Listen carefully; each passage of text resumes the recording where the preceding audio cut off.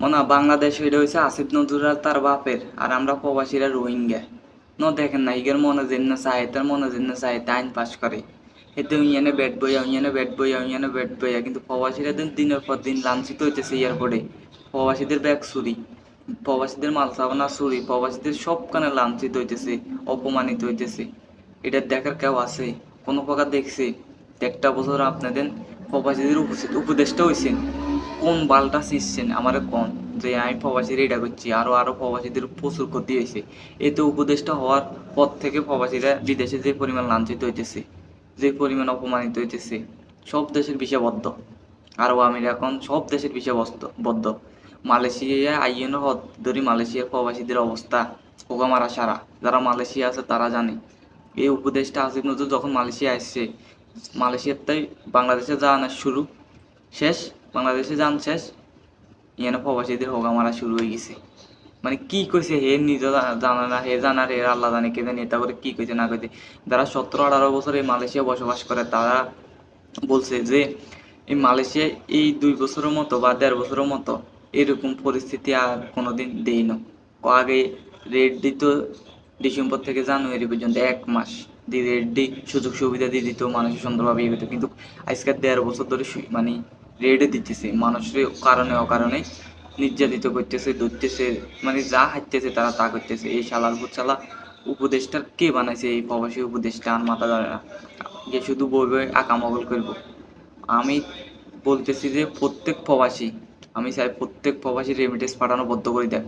যে প্রবাসীদের সাথে এই ধরনের মানে অনিয়ম দিন হইতেছে, এই ধরনের অনিয়ম হইতেছে, যতদিন পর্যন্ত এই অনিয়ম বদ্ধ না হয় ততদিন পর্যন্ত আমি মনে করি বৈধ পথে রেমিটেন্স পাঠানো বদ্ধ বদ্ধ করে দিই।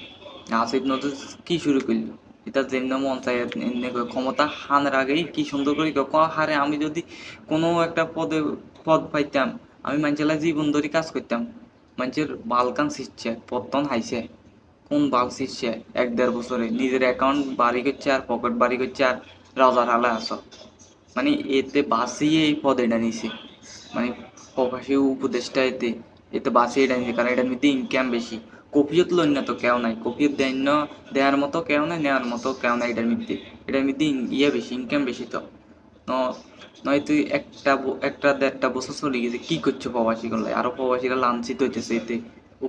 প্রবাসী উপদেষ্টা হওয়ার পর থেকে আমি মনে করি প্রত্যেক প্রবাসী, বাংলাদেশের দ্বিতীয় যদি কোনো যুদ্ধ থাকে 71 পর থেকে, তাহলে হলো রেমিটেন্স যুদ্ধে বাংলাদেশ প্রবাসী।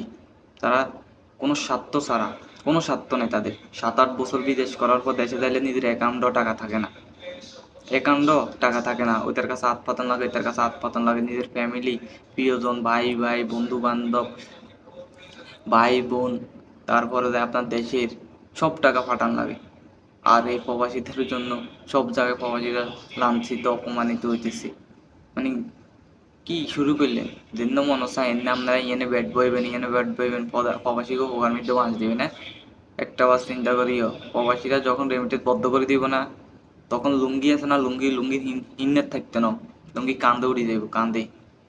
প্রবাসীগুলোকে টাং ফাং একটু করা বদ্ধ করিও।